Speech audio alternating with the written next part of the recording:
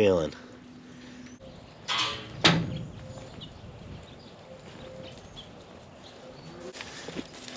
You know the drill.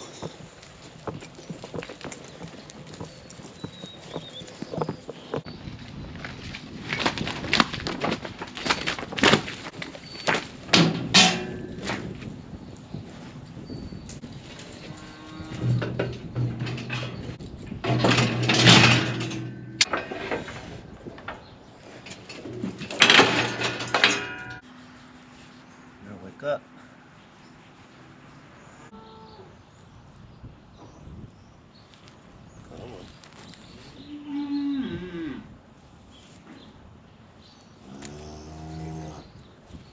Let's go.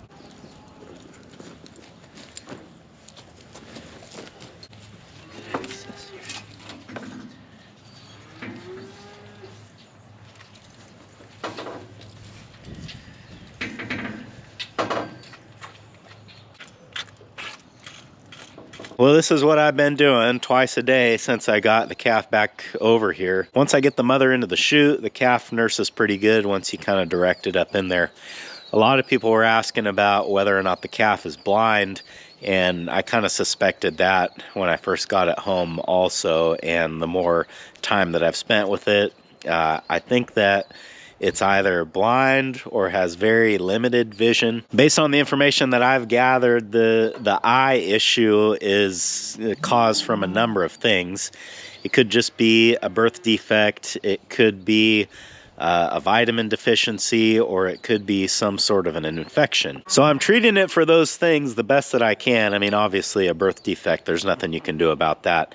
But I have seen cloudy eyes clear up, so I've got a shred of hope that maybe that'll be the case again. Either way, it's just going to be a lot of time and a lot of hoping for this little calf. But while it's up here nursing, it looks like we got a new one out in the pasture, so let's go tag it, and then I think I can get the mother out of the chute.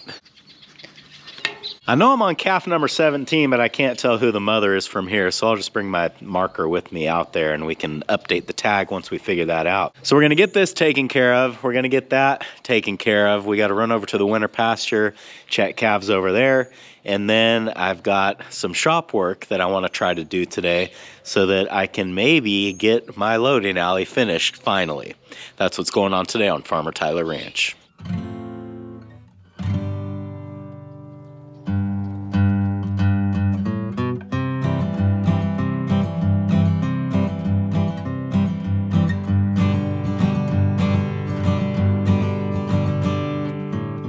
I thought I was gonna come out here and tag that little calf, but man, he's just up, going around, greeting everybody, running, playing, trying to nurse. The likelihood of me catching that calf right now, not real good, and especially with it being in this group of cows. So I think what we'll do, instead of stand here and wait for it to lay down, which is what I've been doing, is we'll go take care of the other things we got to do today, and this afternoon, hopefully I can catch him napping. Well, I guess before we head over to the winter pasture, we ought to just drop a bale here for this cow. Looking like she's gonna be here for a while.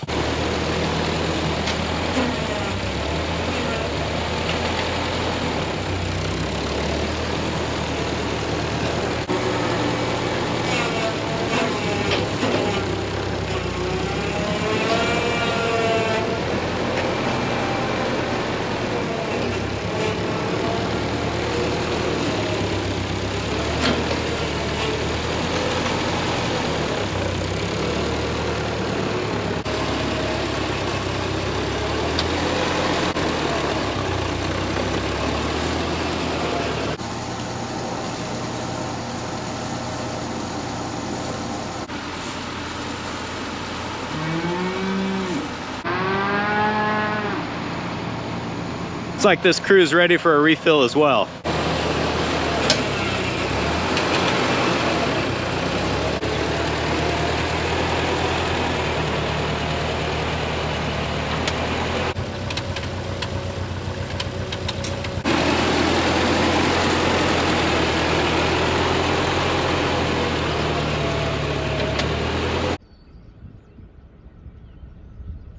Well, looks like these two are on babysitting duty, and there's a couple more calves kind of scattered around out here. All the cows are up grazing or hanging out with calves, and everybody's accounted for, so nothing going on right now. Although there is a cow, it's number 52, I think, that I think might be getting close, so we'll definitely come back and look for her this afternoon.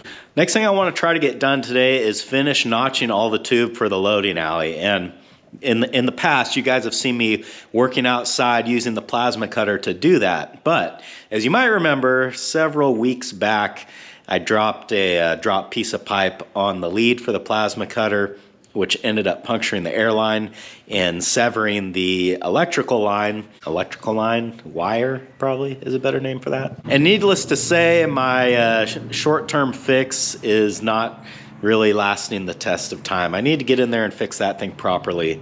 But I thought that in the meantime, because I really want to get this job done, that maybe I could set up my drill press like a tubing notcher for that larger pipe. Now I do actually have a proper tubing notcher, but the problem here is that it limits you to pipe or tube with the outside diameter of no greater than 2 inches.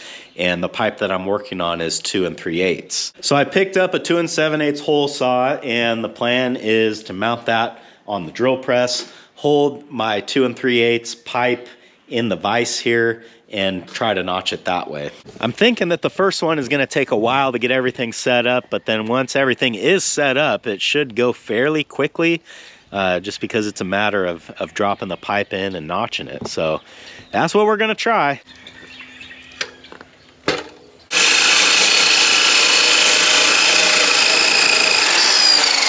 For this to have any chance of working, or at least any chance of turning out good, the important thing here is that I get the vise centered with the hole saw.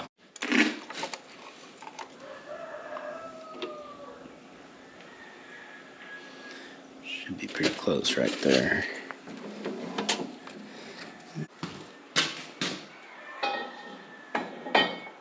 Well, I've spent a lot of time off camera getting everything set up correctly, or at least I hope so. So let's go ahead and try to make the first notch and see how it turns out.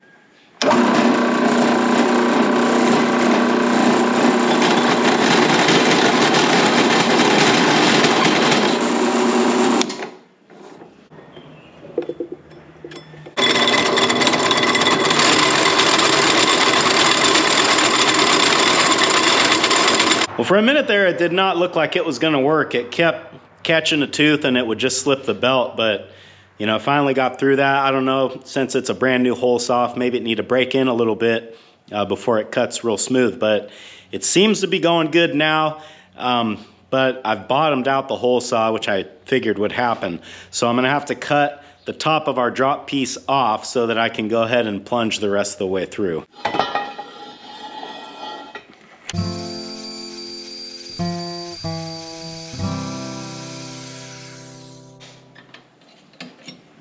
The tricky part, of course, is getting this back in the right spot.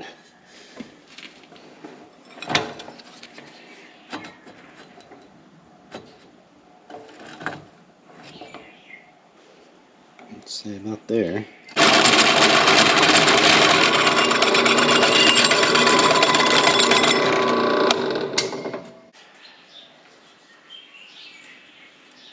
This should fit beautifully, which it does.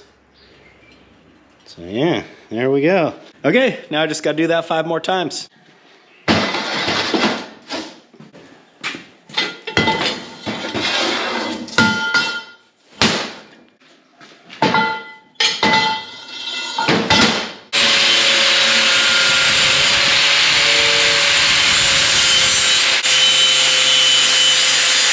Well, there's no two ways around it. Cutting notches with the hole saw gives you a far better notch. It's basically perfect. I think that it probably does take a little bit longer, but not really that much. And the trick that I figured out, or the thing that I was missing with that first pipe, is that I took the pilot bit off of the hole saw, which allowed it to rattle around, and that's why it kept getting up in a bind. So once I put the pilot bit back on and used that the way it's kind of supposed to be used, it reduced a lot of that vibration, and I was able to cut these a lot faster. So in the future, which method would I use? It's kind of hard to say. It would really depend on the situation. But I think what I would really do differently in the future is just pony up the money and buy square posts so that I don't have to worry about notching. I can just cut everything straight on the chop saw. Yeah, square posts are going to be a little bit more expensive, but you save so much time that I think it's worth it. Well, before I go getting too excited, let's run these down there and kind of mock them up, just make sure that everything is going to fit. I don't think I'm going to have time to weld these in today, but at least I'll know that they are ready for me.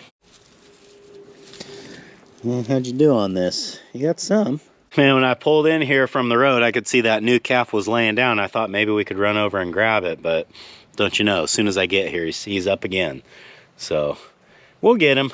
How are you doing, my little charity case? How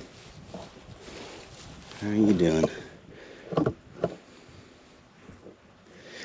See, I think this eye probably never gonna be good enough to see out of. But the other eye looks quite a bit better. We'll get to the pipe fit up here in a minute, but mother cow is kind of humming to the calf. The calf, I can tell, is looking around for her. I wonder if I kind of get them in a close proximity together, if the calf can figure out how to do this without her getting in the chute. I don't know. It's probably a long shot, but I think worth a try.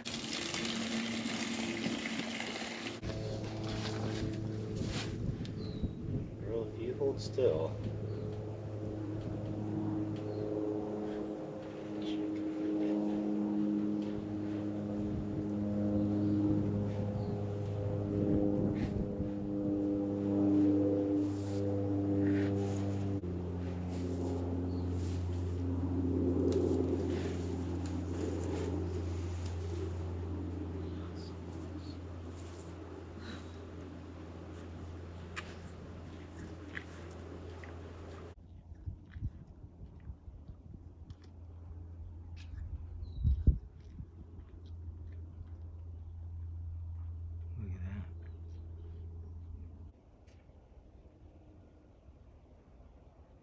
I had to come back out here out of the pen to talk to you guys again. I just didn't want to make any noise or disturb what was going on there in any way. I didn't expect that to work, honestly. And the fact that it did is encouraging, but we're still a long ways from where we need to go. I mean, I would love to see the calf find the mother without my help and start nursing, but, you know, baby steps. Now that's a good sign too. Notice that the calf is now on the other side of the cow. They sort of broke apart and reconfigured and got back together, and now the calf is nursing off of her left side, which I've never done with the calf in the chute. So I don't know, we're not out of the woods yet, but it's a good sign. Now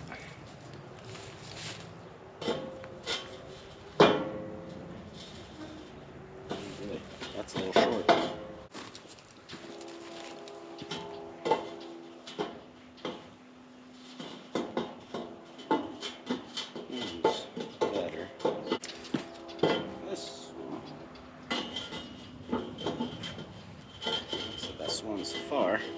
They are all a little bit short, not so short that I don't think I can fill the gap, but they could have, you know, they could have been 1/8 of an inch longer and they'd be about perfect. Anyway, I can weld them, that's the main thing. And wouldn't you know it, I see that new calf laid down to take a little nap, so let's see if we can go get it.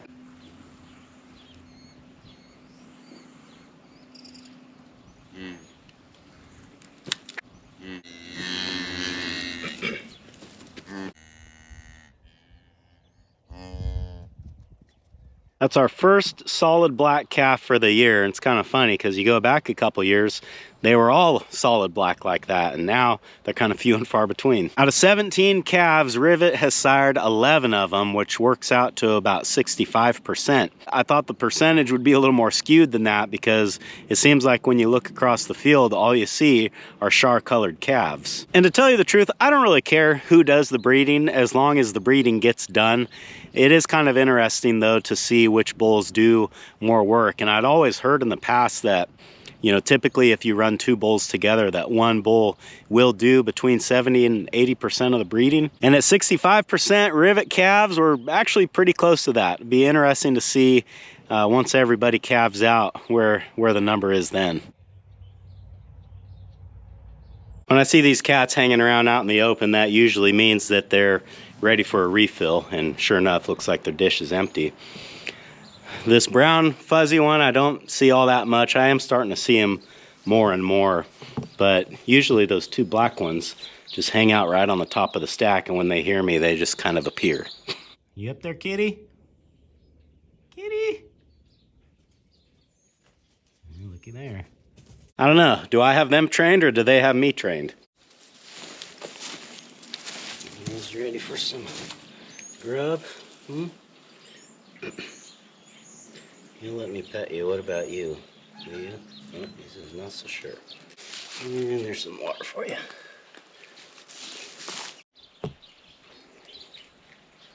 I don't know if anybody cares about these barn cats, but you see we got 3 of them here. When I got these cats, I picked up 5. Well, one of them my wife fell in love with, so it's now living with us. But there are still 4 in the barn, even though we only see 3 now. The last brown one is very elusive, but I did just see it the other day, so I'm confident that it's still in here. But it has not tamed down nearly as much as these others. Well, that's about all I can do at the moment. I'll pick you guys back up when I'm doing evening check.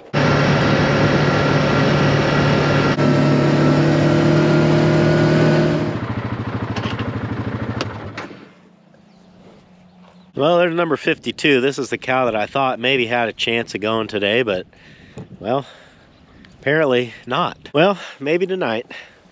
Who else we got over here? 41's getting close. 57's getting close. So I guess they're on their way, just not at the moment. This calf laying under the tree here is number 16. I'm pretty sure it was born yesterday. And I just kind of wanted to show you guys the interesting markings that it has. It's a totally rivet colored calf through and through, except it has one big white spot right there on its forehead.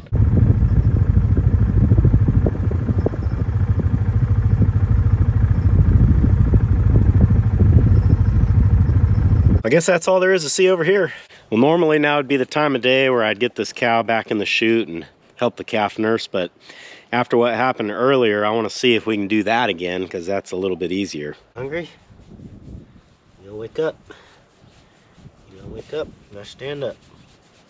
So I actually don't think this calf is very hungry. It probably is still full from the feeding that you saw before. That was only a couple of hours ago. Usually when I come in here in the evening, as soon as it hears a side-by-side or hears me walking in, it'll stand up and start looking around for something to eat. And if it's not doing that, then another way that I can tell if it's hungry is just by putting my fingers in her mouth, and if she's looking for something to eat, she'll start trying to nurse, and if she's not, like what you just saw, she just kind of rejects them. So if she's not hungry now, then I guess we'll just try again in the morning. Thanks for hanging out with me today, guys, and I hope I'll see you again on Farmer Tyler Ranch.